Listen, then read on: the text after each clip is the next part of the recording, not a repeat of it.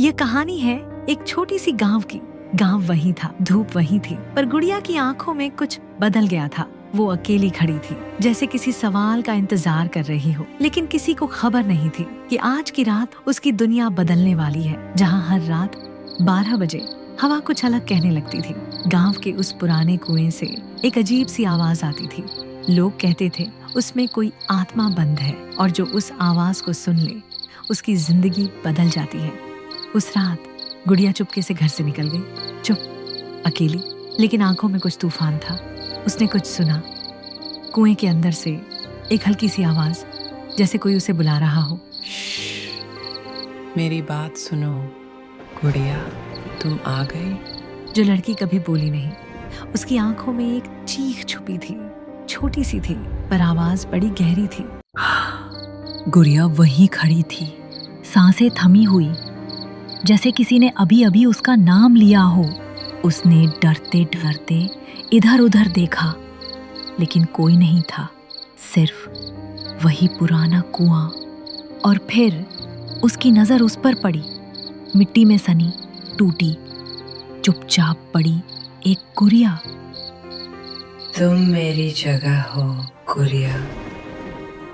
वो वही आवाज थी जो पिछले साल अचानक बंद हो गई थी। गुड़िया ने धीरे से मुड़कर देखा, लेकिन वहां कुछ भी नहीं था। उसने हाथ बढ़ाया और जैसे ही उस गुड़िया को छुआ, सब कुछ बदल गया। गुड़िया ने जैसे ही उस गुड़िया को उठाया, उसकी उंगलियां उस चमचमाते लॉकेट से टकराईं और उस पर खुदा हुआ एक नाम, रानी। गुड़िया की सांसें थम गईं, यादें दौड़ने लगीं। रानी दीदी, जो 5 साल पहले अचानक गायब हो गई थी। गुड़िया की आंखों में डर नहीं, अब एक जुनून था। उसने लॉकेट कसकर पकड़ा और बिना पीछे देखे दौड़ पड़ी। सुबह होते ही वो सीधे रानी के घर पहुंची। रानी की माँ चौखट पर बैठी थी, जैसे अब भी किसी के लौटने का इंतजार कर रही हो। गुड़िया ने धीरे से वो लॉकेट उनके हाथों में रखा। रानी की माँ की आंखें भर आईं, होठ कांपने लगे। ये तो रानी का है, ये तो उसी के साथ चला गया था। गांव भर में ये खबर आग की तरह फैल गई। गांव वाले कुएं के पास जमा हो चुके थे, हर चेहरा हैरान, हर दिल सवालों से भरा।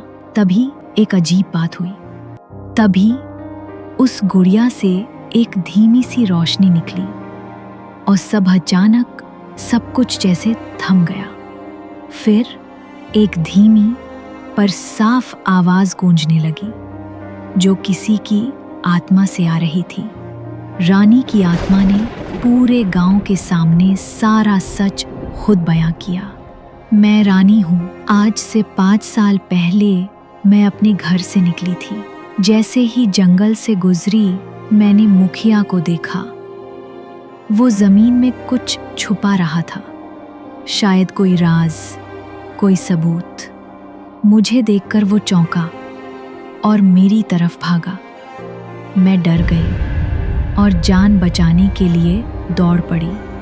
भागते भागते मैं इस कुएं तक आ पहुंची, फिसली और गिर गई। वो चाहता तो मेरी मदद कर सकता था, लेकिन उसने सिर्फ देखा, उसने मुंह फेर लिया और हंस दिया। लोग सन्न रह गए और तभी रानी की माँ फूट फूट कर रो पड़ी। रानी की माँ ने गुड़िया को गले से लगा लिया, जैसे अब उनकी बेटी की आत्मा को शांति मिल गई हो। हेडमैन का चेहरा सफेद पड़ गया। वो भीड़ से पीछे हटने लगा। अब पुलिस आ चुकी थी। हेडमैन की कलाई में हथकड़ी लग चुकी थी और गुड़िया पहली बार मुस्कुरा रही थी, जैसे अब उसकी आवाज बन चुकी हो। सच। तो दोस्तों, सच कभी छुपता नहीं। अगर ये कहानी छू गई हो तो इसे जरूर शेयर करें। ऐसी और कहानियों के लिए चैनल सब्सक्राइब जरूर करें।